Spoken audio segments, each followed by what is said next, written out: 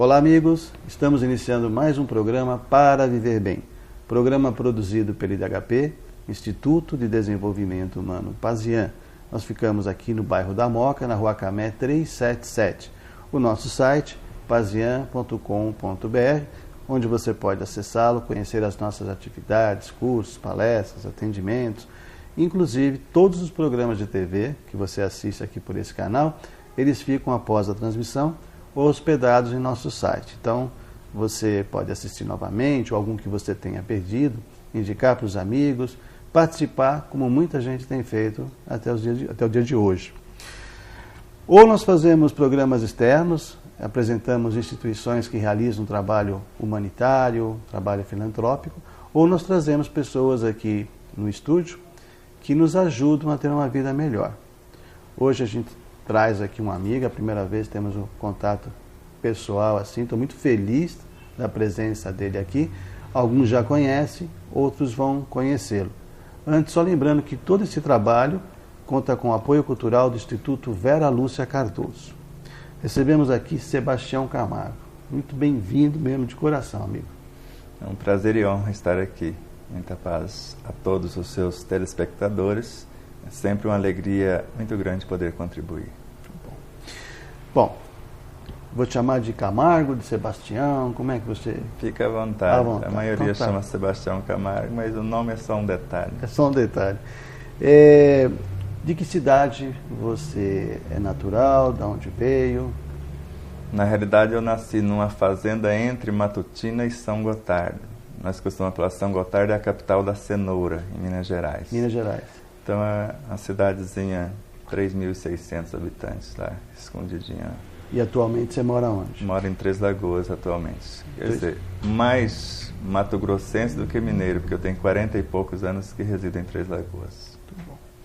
A história do Sebastião é muito interessante, né? A história de, vamos dizer assim, de renascimento, que eu deixei para perguntar aqui para vocês, e perguntar na frente de vocês para a gente saber junto alguns detalhes. Eu fiquei sabendo, através de amigos do movimento espírita, que você teve uma experiência muito forte de vida, que norteou os seus caminhos atuais. Eu gostaria que você passasse para os nossos telespectadores o que é que aconteceu, Sebastião. Na realidade, segundo a linguagem técnica, eu fui desenganado pela medicina. Por não compreender o mecanismo do pensamento, das emoções, das palavras, eu usava indevidamente esses recursos e acabei destruindo a mim mesmo. Então, por aparecer 3 lesões cerebrais, que até hoje, e eu nem quero saber também o que era, não chegaram à conclusão se eram tumores, se eram lesões, se eram ovos de solitários, eu sei que deu uma pane no sistema, me obrigou a mudar. Parece que eu estava indo meio na contramão da história, então eu comecei a ter uma nova oportunidade, um renascimento, porque eu mudaria ou não sobreviveria. Você era espiritualista? Até então, podemos dizer que eu não era nada. Falava que acreditava em Deus, mas não respeitava nada da sua obra, da sua criação. Então, a partir desta encruzilhada, aí que eu fui tentar compreender o que era a vida, o porquê nós estávamos aqui. Quanto tempo faz isso, mais ou menos? Isso tem um pouco mais de 30 anos. Certo? Foi em 1980, na realidade. Ou seja, há 30 anos atrás, você foi desenganado pelos médicos. Exatamente. E você continua desenganado ou não quer? Eu costumo dizer que nos 10 anos seguintes, eu procurei ajuda espiritual, eles consertavam o meu corpo e eu estragava outra vez. Até que chegou um ponto que a própria espiritualidade disse que eu não teria direito nem à assistência da medicina, né, vamos colocar assim, convencional, tanto a medicina alopática com as suas terapêuticas também alternativas, e nem a medicina espiritual, porque já contava-se mais de 400 cirurgias no plano espiritual, passes, não lembro o número, e tudo que me dava eu jogava fora. E aonde minha esposa colocou em minhas mãos a obra A Gênese da Codificação Espírita, e a partir do capítulo 14, principalmente, Mas o que deu um clique mesmo foi o capítulo 2º, onde mostrou que o homem é um pequeno mundo. O diretor é o espírito, o princípio dirigido era o corpo. E lá fala que o espírito sabe o menor movimento de uma célula. E eu falei, eu preciso conhecer esse moço. E era a minha própria essência. E a partir desse toque, no capítulo 14 já mostra um processo de autocura.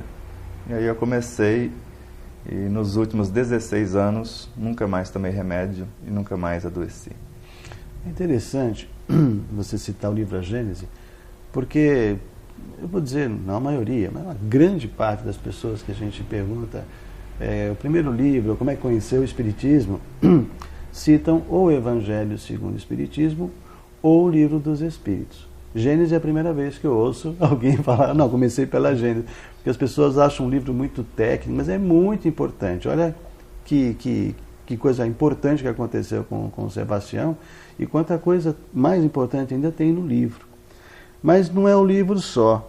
Tem uma frase, que não vou reproduzir, mas um pensamento do Hamed, Espírito, Francisco do Espírito Santo, em que ele fala que a leitura é super importante, o estudo, mas não adianta nada se nós não vivenciarmos esse estudo, né? Uhum. E foi o que você fez a partir de então? Exato, é a proposta do Espiritismo como ensinamento universal, como Allan Kardec bem colocou. Ele dizia que o ensino dos Espíritos tem uma característica própria, é universal. Qualquer um, letrado ou não, cristão ou não, tenha ou não a crença, poderia ter contato com esses ensinos. Então eu vejo uma filosofia que traz o conhecimento, ela conforta, ela consola. Mas só a ciência tem a capacidade de nos esclarecer, de nos dar os meios para essa investigação, essa observação, para chegarmos nos fatos. Mas sem a moral, que nós chamamos de o Evangelho, na vivência, de nada adianta o conhecimento. Então eu costumo dizer com essas frases, a filosofia nos ensina a pensar, mas não nos ensina a fazer. A ciência nos ensina a fazer, mas não nos ensina a comportar. Só o Evangelho do Cristo que nos ensina esse comportamento ético, moral, que na realidade eu vejo como processo de autocura a vivência, porque a vivência liberta, o conhecimento apenas desperta.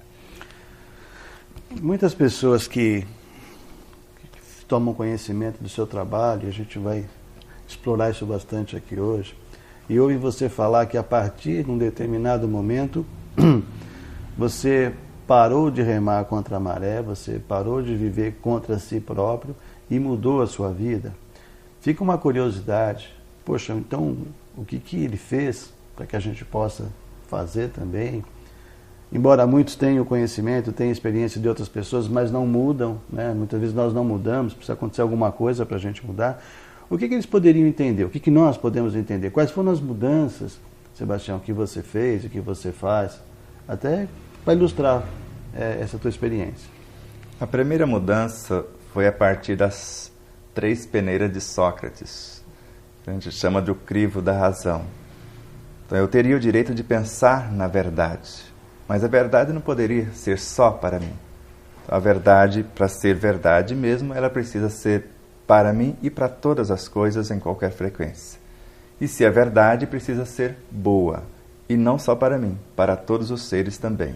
E se é boa, precisa ser útil, não só para o meu universo, mas para todos os universos.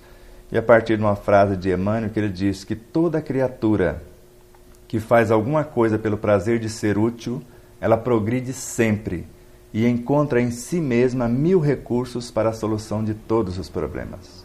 E a partir daí que nós começamos esse comportamento. Eu digo hoje, e até Sai Baba tem essas 4 frases, mas antes eu recebi por intuição, se dele diretamente depois que eu fui ver em suas obras. Pense na verdade, sinta o que está pensando, fale o que está sentindo e vive o que está falando. Porque pensar uma coisa, sentir outra, falar outra e viver outra, a gente não consegue harmonia alguma. É verdade. Causa um desequilíbrio, né? Total. Exato. Eu vou interromper, até antecipar um pouquinho o nosso intervalo, para não perder o fio da meada aqui. Olha, 2 minutinhos, a gente vai e já volta já. Fica com a gente.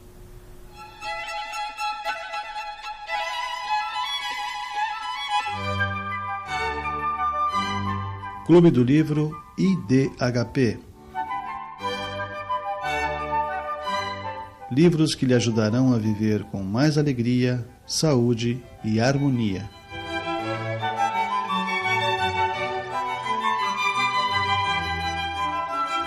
Clube do Livro IDHP, contribuindo para você viver bem. Acesse pazian.com.br.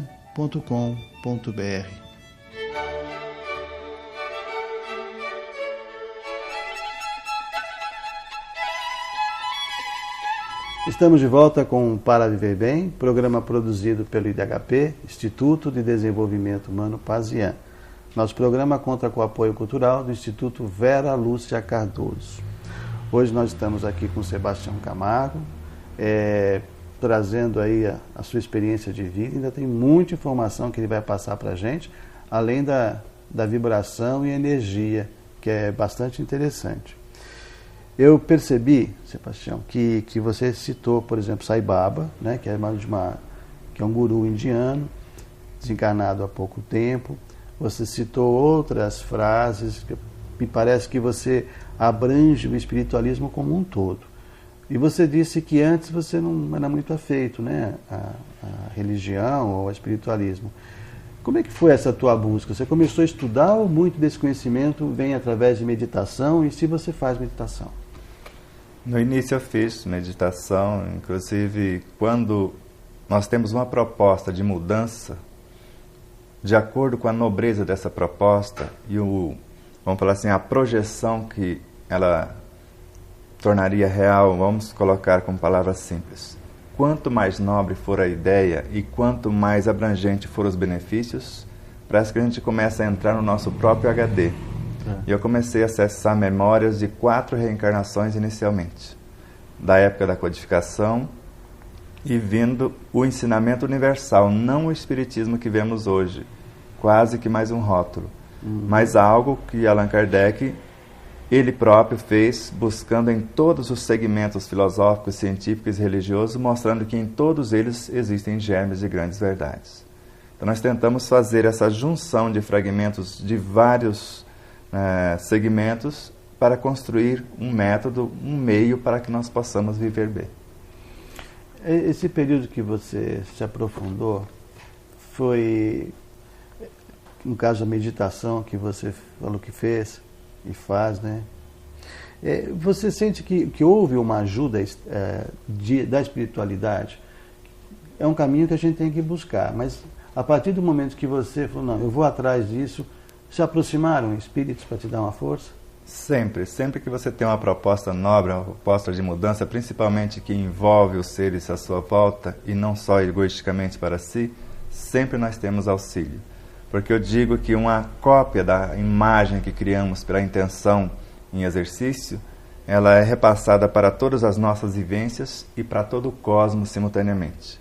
Então, quanto mais nobre a ideia, mais quanto mais útil essa ideia, a projeção que ela vai ter, mais auxílio nós teremos. E essas memórias, que às vezes esquecidas, nós somos auxiliados com esses benfeitores para trazê-las à tona, ou até, dependendo da lucidez de quem está buscando, ele consegue trazer muita coisa sozinho, mas nunca, no meu caso, consegui sem o auxílio desses benfeitores amigos de todas as frequências de vida. Sebastião, é evidente que a gente tem a escolha das nossas ações e tudo mais. E você foi colocado num momento em que te indicaram, ou você muda, ou você volta, né? Uhum. Mas a gente sabe que a espiritualidade tem uma visão maior. Então acredito que eles entenderiam que você mudaria. Agora, por que você acha que só através da dor que a gente muda? Hoje eu não acho. Não. Inclusive, é um estudo que nós fizemos, acreditamos que o amor nos convida vezes incontáveis. Agora, a dor não convida, ela exige que você mude. Então, hoje, eu compreendo que ela vem como uma última opção, um último mecanismo que Deus, por meio das leis, usaria, mas sempre o amor, que é o mecanismo de evolução de fato. Então, se eu atendo o convite, eu acelero o processo. Agora, se eu não atendo o mecanismo da dor, eu costumo dizer Ele só vem para desintegrar as formas que nós chamamos de veículos de manifestação para ser devolvidos à natureza. Porque dor, inicialmente, é um processo de coagulação de energia, segundo a acupuntura. Então, dor é energia coagulada. Então, a partir do momento que eu não coloco a energia em movimento, eu tenho que devolver. Se eu enterro o talento, eu tenho que mudar de mãos. Tudo bem, ou seja, passarmos a observar as nossas vidas, os apelos, né, que a divindade coloca para a gente, e o último recurso seria a dor. Exatamente, eu vejo dessa forma. Tanto que nos últimos 16 anos nunca mais tive dor. E mesmo se ela vem como um recado à distância, eu já entendo o recado, eu não preciso que ela fique me torturando. Eu não temo a dor, eu sei que é um processo. Eu mudando o processo, ela desaparece, porque ela veio dar um recado e não tem mais motivos para ficar se eu tive a mudança. Ainda utilizando esse processo de sentimento e de mudança que você fez, a gente percebe a tua postura tranquila, né?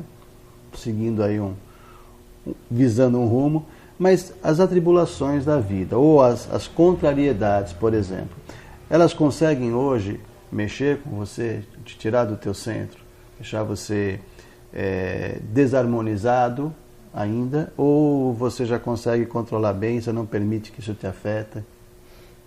Uma palavrinha mágica na obra Gênese, quando Allan Kardec coloca para que entendêssemos isso, falou: só o estudo do princípio inteligente na sua verdadeira essência e a grande lei de unidade e essa trajetória desse elemento daria a compreensão para vermos onde há uma aparente desarmonia, na realidade algo muito organizado. Então hoje eu consigo enxergar além da forma. Então, enquanto muitos estão vendo a confusão, o problema em si, eu estou buscando a solução e integrando a minha realidade com outras realidades para aproveitar a situação para crescer e não para revoltar-me ou qualquer coisa parecida.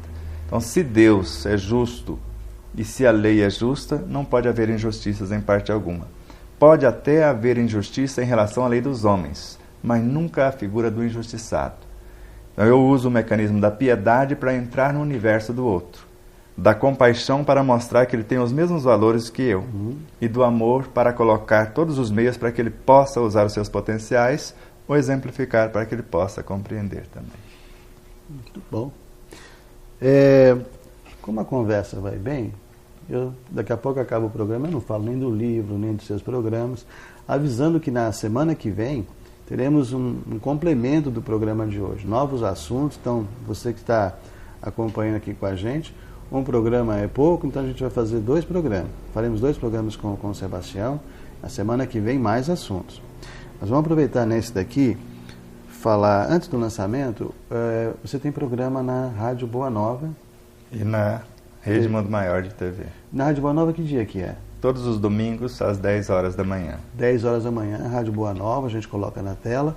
E na TV Mundo Maior? Na Rede Mundo Maior de TV, os programas inéditos, todas as terças-feiras, às 20 horas. Terças-feiras, 20 horas.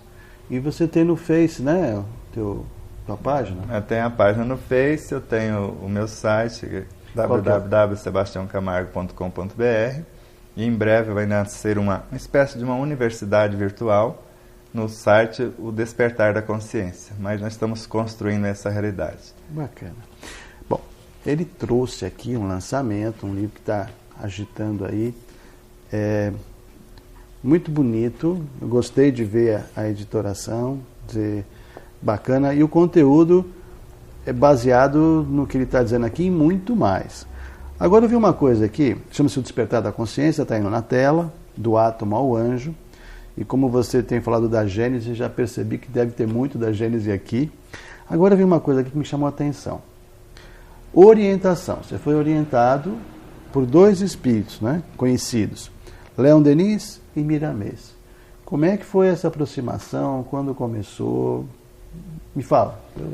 O contato com Leon Denis foi na época da codificação. E com Miramês já nesta encarnação. É como se fosse uma continuidade do trabalho de Leon Denis e uma junção com os ensinamentos de Miramês, também Joana de Ângeles e outros. Mas, vamos falar assim, os 2 que abraçaram essa causa, que gerencia esse processo, nós chamamos também de um projeto, o Despertar da Consciência, é de Leon Denis e Miramês. Então, Leon Denis, na época de Kardec, ele colocou toda a codificação, é como se ele fizesse uma síntese passando com palavras simples, né? E ele tenta agora fazer isso outra vez. Então, eles pegaram em mais de 600 obras, fragmentos, porque, eu falo eles, porque nós, no desdobramento, coletamos esses conteúdos, ao voltar para o corpo, trazíamos a intuição de quais obras estariam fragmentos. Então achamos em quase 200 obras do plano físico fragmentos para fundamentar a ideia, para mostrar a nossa origem, a nossa natureza, a nossa destinação. Então o livro propõe mostrar o que é, para que serve e como usar, ou seja, ele é um tratado de saúde integral. Só que ele mostra desde a nossa origem, de onde surgimos, como fizemos para chegar aqui, e aponta ou sinaliza para o futuro, para que possamos viver bem. No caso, é a tua editora e está sendo distribuído pela... A Chico Xavier é a nossa parceira, mas podemos dizer que hoje temos incontáveis parceiros, porque a Chico Xavier colocou em todos os seus contatos, os seus parceiros, o livro em si. Então ele pode ser encontrado em todas as livrarias, em todos os pontos de venda, mas também em nosso site e nos eventos que fazemos. Então, o livro, novamente, a gente põe na tela, O Despertar da Consciência, do Átomo ao Anjo, Sebastião Camargo, com orientação de Leon Denis e Miramês. Inclusive, o Miramês, ele manifestava-se pelo médium de Minas João também, Nunes Maia. João Nunes Maia, né? Que desencarnou. E por isso que eu falei, poxa, eu sempre li muitos livros pela linguagem, né? Por aquele jeito, parece iniciático, mas é muito acessível.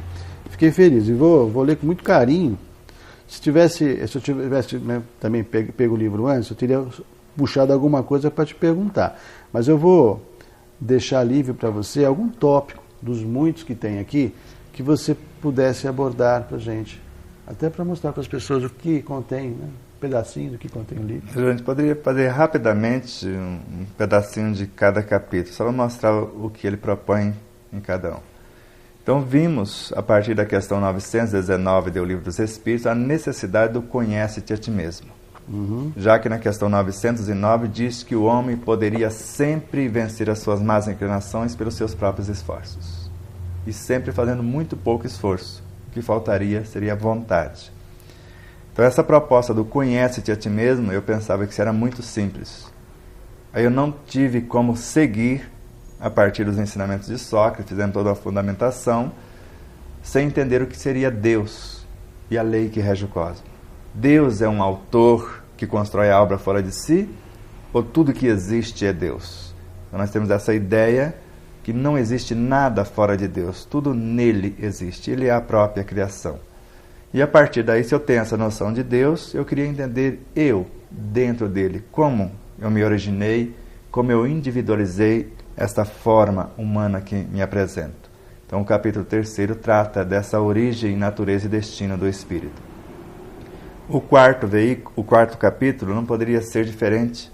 Como eu me manifesto? Qual o veículo principal que nos dá a oportunidade de expressar o nosso pensamento, a nossa inteligência? Então abordamos a evolução do perispírito. Como ele se origina, é só um perispírito que temos, são várias faixas vibracionais que compõem essa espaçonave, damos uma noção disso. E no 5º capítulo, o espírito já individualizado, o todo e as suas multifacetas. Então, onde nós vemos que uma simples emoção, uma tristeza, uma alegria pode assumir o comando, e se não trocarmos esse comando, podemos gerar uma enfermidade ou passarmos por dificuldades que não necessitaríamos. Então, o tudo está em todo, o espírito e as suas várias facetas. Principalmente que a maioria dos espíritas ou espiritualistas, já que Leon Denis falava que o espiritismo é o espiritualismo moderno. Não teria nada de diferente, mas só ele aprofundaria um pouco em relação ao que tinha anteriormente. Então, o todo nós chamamos espírito, mas a alma encarnada é só um fragmento desse todo. E quem sabe acessar esse todo, consegue ser o próprio gerente da sua realidade. Ele não precisa mais depender no sentido de ajuda externa para reorganizar o seu universo, que é o caso que acontece conosco. Mas eu queria entender também que forças são essas, quando eu penso, elas aparecem e ajudam a dar forma ao meu pensamento. Por isso o 6º capítulo fala dos elementais, que Kardec falou disso e a maioria nem admite no meio espírita falar disso. E Kardec mostrou isso, esses elementos, desde a gerência dos átomos, eles construindo as essências dos perfumes, os sabores, os odores, que eles estariam no ar, na água, na luz, em todo lugar.